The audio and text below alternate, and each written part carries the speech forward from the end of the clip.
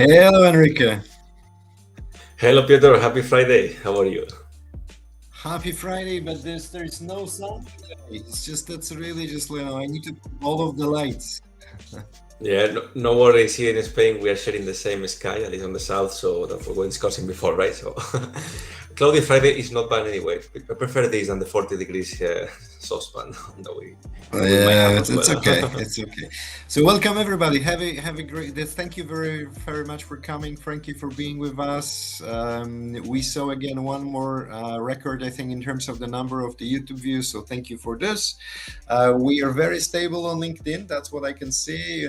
It's we are seeing that the number of people are just very, continuously growing 1-2 person per week. So this is we can saying this is exactly how the construction did digital transformation look like, very slow but stable. Okay, so we're good and happy to have you today. What we are just what any more commercial things we need to do in the beginning? Yeah, well, let's show a bit the newsletter QR code on everything. So we are reaching the 9,700 people. Yeah, today an article coming around noon again, and if you want guys to receive it, to have weekly updates and about new content on LinkedIn, please subscribe and join. It will be happy for us to reach 10,000 by the end of the month. This is our goal. And also the YouTube channel on the top left. If you're watching YouTube, just to click the bell. If you're watching LinkedIn, go scan it, go to YouTube, the BIM Cafe, and there subscribe to our channel. Thank you so much for the support. Yeah, oh my God! I think we need to put some awards for the person who will be 1,000 subscriber for the YouTube channel. I think on the LinkedIn we can just put for the 10,000 subscriber on the newsletter, and we can put the 1,000 subscriber on the YouTube. Let's think about it. If somebody really hits, we will invite them. We will invite them for the live, no, at the end of the season, something like that. We need to be something more tangible, golden like an Amazon gift or something. Come on, just being the 1,000 person. Oh. Okay, good. So what we have prepared today, Enrique?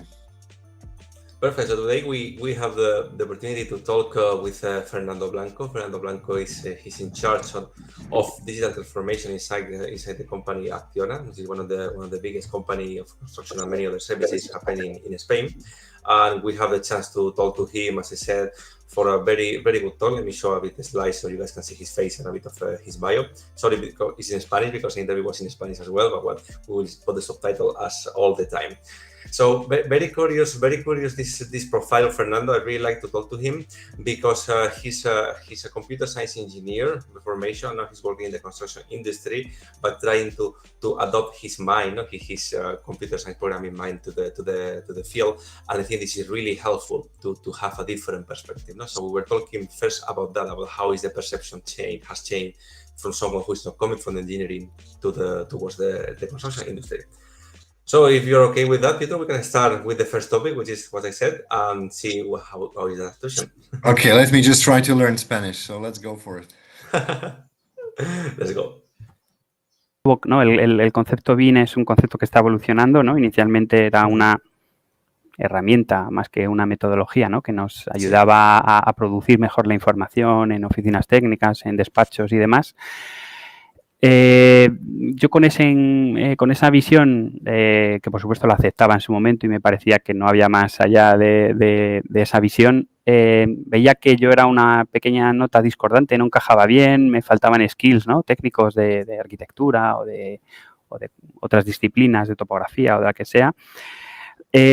Ahora con los nuevos conceptos hacia la integración de información, la holística, ¿no? O la integración de fuentes de datos y demás, claro, todo eso me es mucho más familiar a lo que yo empecé, y ahí sí que de alguna manera me encuentro más en mi salsa, o veo que tengo un cierto nicho, y lo que quiero o lo que intento ayudar es, o aportar, si yo puedo aportar algo, es a esa transición, ¿no? A que esas primeras aproximaciones o a esa madurez más básica, ¿no? De verlo como una herramienta,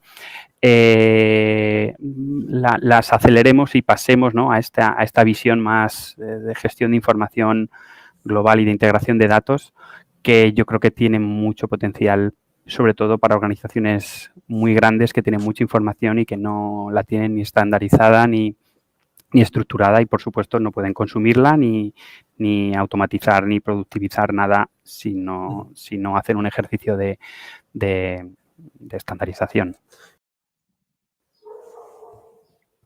So, what's the magic? Evolution of What's the magic? These things, you know, it's this is the IT guy talking about the construction. So I feel it's like my brother, but you know, I'm not. He's an architect, okay?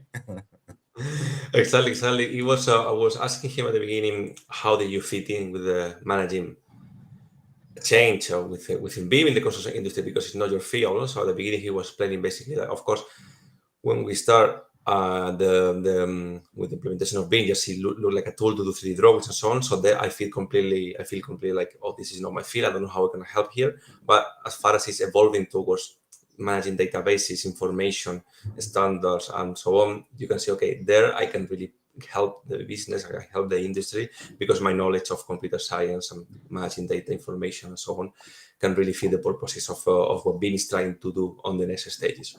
So it was a bit of overlay of the conversation we had with him. But as I said, very interesting to hear from other people's perspective how BIM is evolving and how they see they can get hands-on with the project if they don't come from the architectural engineering perspective.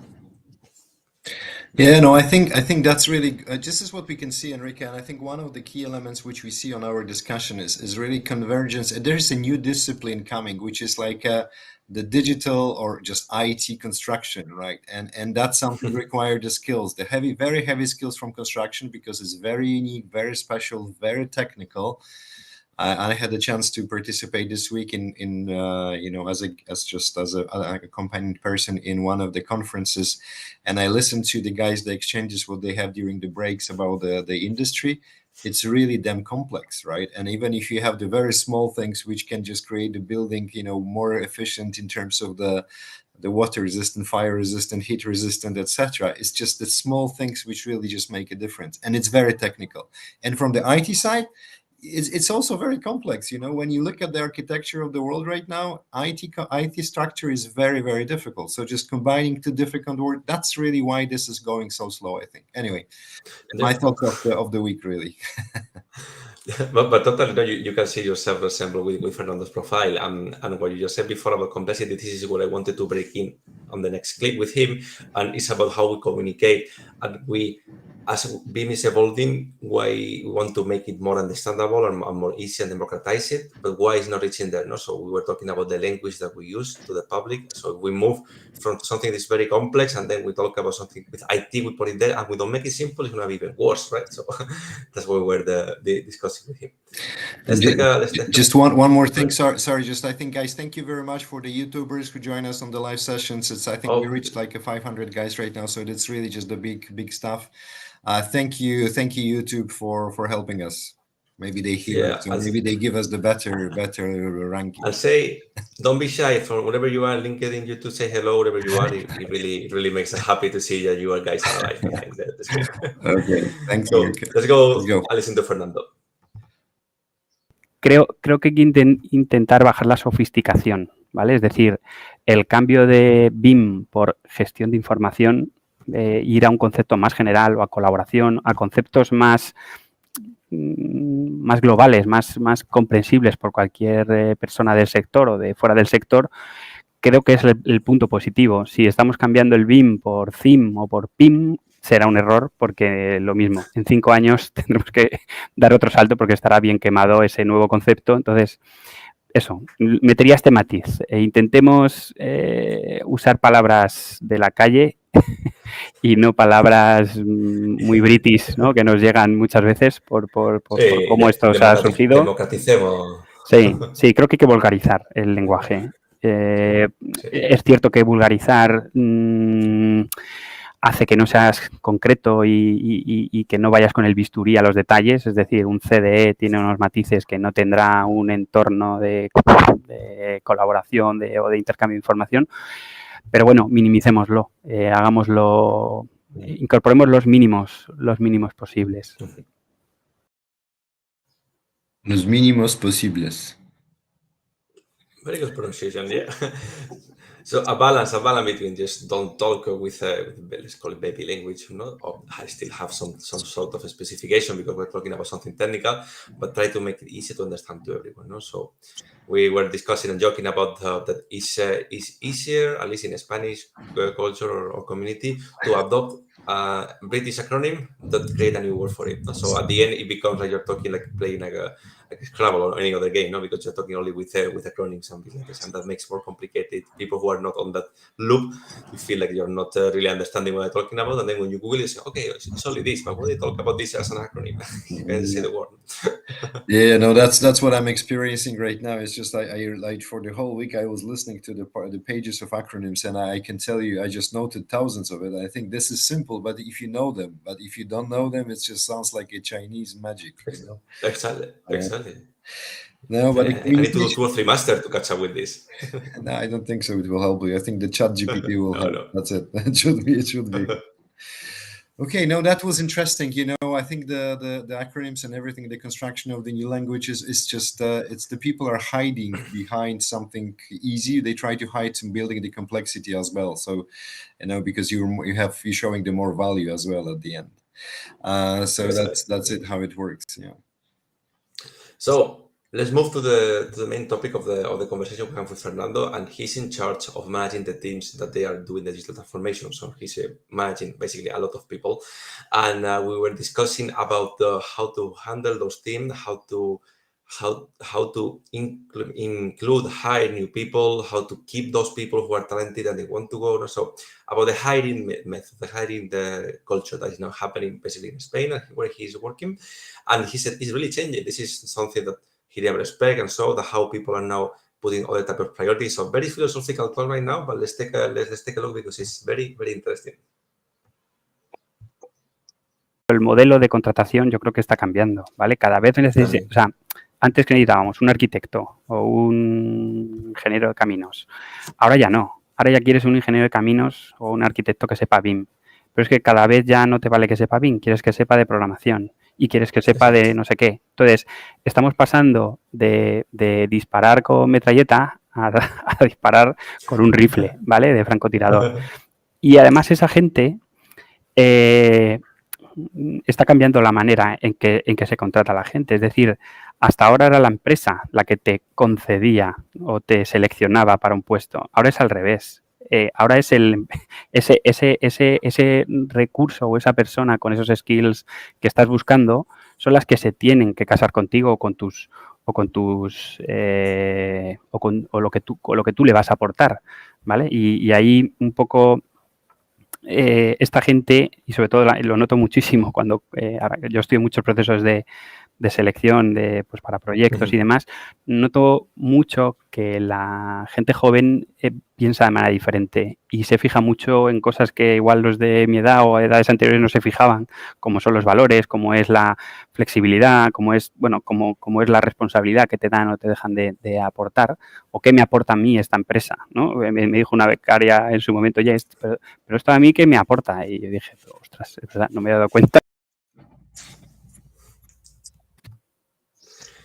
So generational change here, that when he's facing the new people coming, and he said, now we want everyone, not just with a diploma from the university, an architect or engineer, on the top they need to know about BIM, they need to know about a bit of programming the software, they need to know also about managing the data from the environmental, blah, blah, blah. So it's many more things that can specify, and those people, they're changing the way that companies are hiring them. I think that's unfortunately I don't speak Spanish, but it will be great discussion with Fernando talking about this, because I don't think so that I believe it, this Enrique, to be honest, because so just think about it. If 25 years ago, 30 years ago, when you start, of course you don't remember because you were just still in the kindergarten, but I remember that when you put on your CV, you're supposed to put the Microsoft Word, and you know the Excel, and how to use emails, etc. Though today you just assume that everybody understands how it works, the basic office packages, and how you work with the mail, how to communicate, etc. So the knowledge before was just something different, and And that's normal. That's very normal. So just if I'm just going and I would like to hire the people for the construction company, my assumption will be they understand the concept of BIM, and they understand how to use the very basic, even non-code language programming, etc., to make sure. So yes, I hear what Fernando was saying, but from the other side, the market change, we just different right now. So we need to go with it and just. So. No, totally. He was not complaining about it. He was just on the process of realizing how these things have lived. Now the people with more specification from skill from people, they are also changing the way that the relationship with the company works, right? Right. This is linked with our next topic. And we're talking about here about how to push the change inside the companies and so on. And he was talking about what is called the early adopter, later where we show the graph and so on, and how you need to curate and take care of those people, because those are the ones who's going to really bring you the impact of your company. So a bit unfair here, because he was saying at the end, maybe I don't know if he's on the tip or not, that not everyone should be treated the same, because there's some people who are certainly more valuable than others. And this is something not very politically correct to say, but that's it. Okay, not politically correct. Let's go for it. Let's go. Son esos perfiles, no tienen por qué ser ni siquiera perfiles BIM, pero en los perfiles BIM pasa bastante, ¿vale? Suelen ser estos perfiles inconformistas, innovadores, que no quieren trabajar con procesos que no aportan, sino que quieren automatizarlos o quiero decir, ese tipo de gente que no le vale con esto se ha hecho así desde hace 20 años, son más sensibles a sufrir o a romper, ¿no?, con las organizaciones porque no se sienten tranquilos y a gustos. Y a mí vamos, en BIM pasa mucho y es por eso que creo que es el foco en el que tenemos que, valoro mucho. Quiero decir, al final las compañías tenemos los mismos software, los mismos presupuestos, las mismas subcontratas. Quiero decir, el entorno es igual para una empresa aquí en España que para una empresa por ahí fuera. La diferencia es el talento, la visión que tengan los equipos. Por eso creo que es donde tenemos que dejarnos los cuernos, ¿vale? Y todo esto pues se simplifica un poco en la frase que has comentado. Es, oye, lo económico es un must, pero el SULT debe ser todo esto. Todo el que esta gente se sienta que estamos construyendo algo, ¿vale? Y incluso yo aquí soy un poco radical o talibán, o como lo quieras decir, creo que no hay que tratar a toda la gente igual. Creo que esta gente que está intentando cambiar, que está intentando hacer que la empresa vaya mejor o se adapte, ¿no?, a los cambios que estamos teniendo, tienen que tener ciertos privilegios sobre otra gente que, bueno, pues que directamente hace su trabajo y poco más. Poco más, a little bit more. So that's what we were talking at the end, like those people that they call the early adopter, according to this graphic, the one who want to make an impact on you, the one you're gonna really push the company. I want to create something. They need to be treated differently and they need to be treated better, because they want to give a value for it, not just other people who just come do their work and go, right? So, other different perspective. What do you think? No, I think it's just, I have no opinion on this one, unfortunately. I really think this is that's really depends on the way how the change is driven. This is for me that this is big generic statements about the way how the guys are talking about it. So seriously, I saw many things. So yes, it's statistically right. If you look for the world, yes, you will have this, but for the particular case, if you have the adoption going, you can have the adoption going faster for certain products. And we can see the evolution right now, Enrique. When you look at, again, I'm using not the construction because we still don't have too many data about the construction. But if you look at the Gmail accounts when they were open and the free, I was just take them, I don't know, 6 months to get for the million users. When you have the Facebook, it took them 4 months. For the WeChat, that was 3 weeks, okay, when they reached 1 million. So adoption is different right now because the people know how to use some of the technology. And I think this graph is just good, but I don't think so. It really reflects right now the changes and the adoption of the technology. I think it's a graph from the 20s again. So Yeah, it's true that now we give for granted all those things. So you cannot even go to an interview or say, "Oh, do you know how to manage Microsoft Outlook?" If you don't, There no is problem. Rubens, thank you very much. You're just one of our Oh, favorite guests. Thank you very much for being with us. So that's what the question what you're asking, and right now let's just to hit in the question what he is asking. How do you think we'll excel in BIM automation? Will architect or engineer the programming skills, software developer or with the BIM knowledge? Oh my God, you have. I don't think so. it's a very good question. It's a very good question, and I ask myself this a lot. Like, do I know more? Will I create something, a product better than a software developer if I teach them what he knows about BIM, or the other way around? No?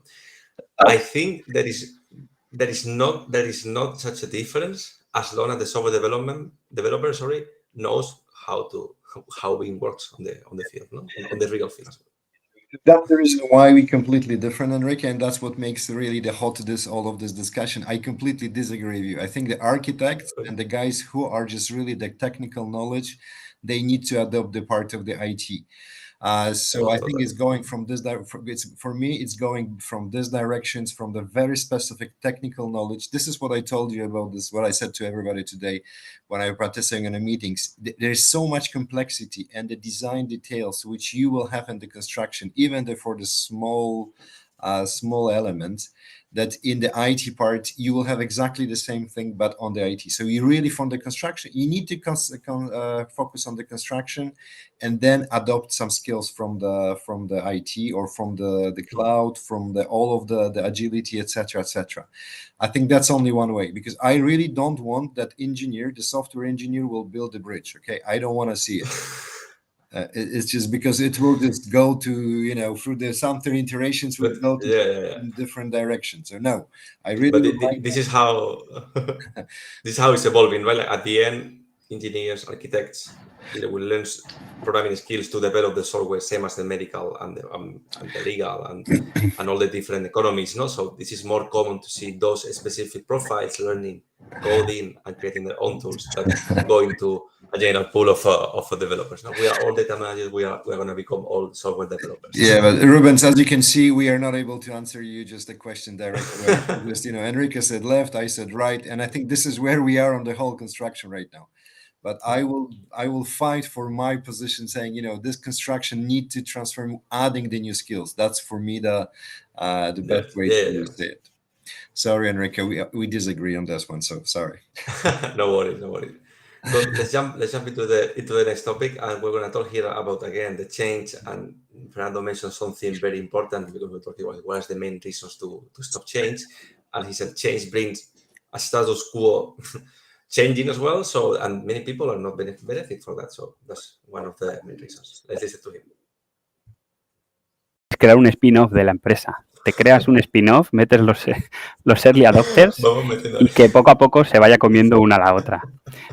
Quiero decir que eso existe, ¿eh? En España no conozco casos, pero por ahí, por América, que tienen un poco más de libertad, ambición, ¿no? O lo que sea, es curioso, es muy curioso, ¿vale? Hay otros modelos, pero uno es ese. Y bueno, pues, ¿por qué nos cuesta cambiar? A ver, siempre digo lo mismo, esto lo aprendimos ya en el colegio, ¿vale? Es decir, si nos acordamos de la tercera ley de Newton y la vinculamos un poco con esto, ¿no? Toda fuerza de cambio ejercida por un objeto, bueno, en este caso una organización, genera una fuerza igual y contraria, de igual magnitud, que se llama resistencia al cambio en las organizaciones, ¿vale? Y es que esto es así. Cuanto más intentes acelerar el cambio, más resistencia te vas a encontrar. No por toda la compañía. Seguramente los early adopters te apoyen, te ayuden, pero la resistencia, la masa bruta que hemos visto en esa campana de Gauss, va a estar ahí. ¿El por qué? Pues es que cada uno tiene su propio hay mil factores, ¿vale? Y yo te puedo hablar un poco de lo que conozco de grandes, de una empresa grande, o de lo que hablo en reuniones con otras grandes empresas, ¿vale? Hay de todo. Desde problemas de reparto, de cuotas de poder, ¿vale? Es decir, hay un status quo en las organizaciones y cualquier cambio de este tipo puede hacer que alguien gane y pierda poder. Los cambios normalmente no dejan a todos en el mismo sitio donde empezaron. Eso ya por ahí, los de la gráfica, los más laggards, ¿no? Los más de la parte derecha, eso solo con eso ya se te van a parar. This is the first time guest adding the Newton to the construction industry. I was amazed, but it's like say, this is physics. You know, you want to change something, any force of change, we produce the same one. No? And it's true, no? It's true. Maybe that's why we haven't applied science and physics properly in construction industry to find a digital transformation. Right? No, I think we're really pushing hard, to be honest. So I'm not sure. You know, I'm just try to understand it. But that's a good one. That's a good. Good stuff. You know, I think the early adopters is a good sign, but it means that the company need to have the power to accept it, right, and just accept the failures, and that's really something which is the biggest problem as usual. Yeah. Exactly. And then we think to the cultural things, because in some cultures failure is adopted, in other ones not allowed. So yeah, it's definitely that. Yeah, I agree. Well. 2-3 minutes left to close. We have the last clip, very short. We're going to display because it tells us a very interesting statistic about why digital transformation strategies fail on most of the cases. I will tell the answer. Fernando will tell the answer, and we will come next. It's been 2 years to find it, and we have in 5 seconds we have the answers. Okay, let's go for it. Las estrategias de transformación digital, de hecho, tengo por aquí la referencia. Es un artículo de un estudio de Zion Market de 2019.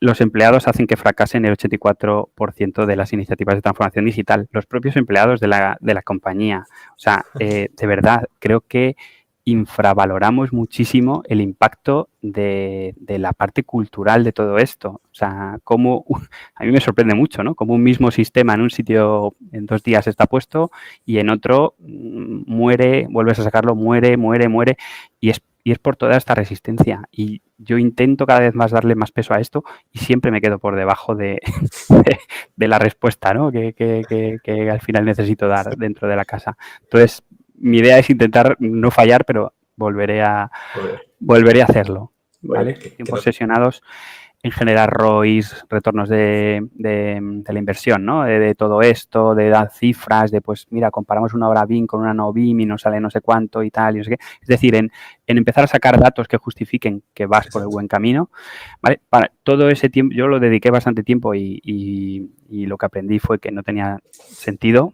¿vale? De hecho, recomiendo mucho un vídeo que hay en YouTube de Simon Sinek que se llama Golden Circle, que básicamente lo que te dice es que es también tiene que ver con un tema psicológico, ¿vale? Básicamente que la gente no toma las decisiones por datos, ¿vale? La gente toma las decisiones por visión, ¿vale? Es decir, si tú le vendes, si tú consigues que piense como tú lo piensas, cómo creemos que tiene que ser en el futuro nuestra empresa, o sea, ese relato, esa visión que quieres comunicar o esa idea de cómo, todas las empresas, ¿no? Tienen su marca, su frase, ¿no? Que le define su visión a futuro. Eso es lo que hay que vender. So is the point is what was the point in just like in the summary part? Because of people we failing, right? Okay, so that's I agree. It's the 84% of the cases, according to the Zion report, digital transformations are failed on the 84% because of the staff issues. So Fernando was saying we need to pay attention to our staff. We need to take care of them. We need to take them properly. We need to curate and provide the benefits to the one who wants to change and get rid of the ones who don't, no, or put them somewhere else, no, because they're really affecting the strategy. Yeah. I think that in a very polite way. Yeah, no, okay. I don't put words in his mouth, but that's the idea we have. Very clear, guys. So thank you very much. I think you can look at the Fernando interview in the 2 minutes starting right now on the YouTube. Thank you very much for joining. I think we have again one pretty good participation on the YouTube. LinkedIn, so not so good, not so bad, but that's okay. Seriously, we still don't know what's the driver just to have more people on the YouTube or LinkedIn, etc. It's changed by week, so thank you for being with us. Join us. We would like to by the end of June get the 10,000 people on the newsletter. I think we are just still missing like 10 people on the YouTube, so just go for 1,000 people subscribers on the YouTube. If you have the new ideas for the recording recording, let us know. We will just talk about it. We will go for it. And by the way, we're starting the new season 4, about something completely different in the industry, in the construction industry. If you remember, we talked about the foundations. We were looking for the investment and the money, and it's really looking also right now for the sense and the failures and the implementation. So the 4th one will be about the new technologies in the construction industry, and we will get the support from the big actors from the market, trying just to really put some of the thoughts really. So stay with us, be subscribed, and make sure that you can just benefit. My God, that was a long speech. Oof, dynamic. That was long, but it's completely fine. Guys, newsletter here, YouTube channel over there. Please subscribe, give us the support. It's the only thing we need, and it's totally free for us to keep this machine running. And also, next interviews are already pretty much lining up. We're just closing the final things, so we will announce all the guests for the rest of the month very, very soon. They're going to be very good guests. And as Peter said, we're preparing the new content, so stay tuned if you want to know what it's all about. And don't forget the newsletter, don't forget the YouTube channel, because all the news will be posted over there. Thank you very much. Thanks again once more to all of the guys on the YouTube, on the LinkedIn, and thank you for participation. We have the one questions from Rubens, but we will not be able to get it right now. So thank you very much, guys. Have a good Friday. Happy Friday to everybody. Enjoy the construction world, and talk to you next Friday. Happy Friday, everyone. Ciao, ciao. Bye.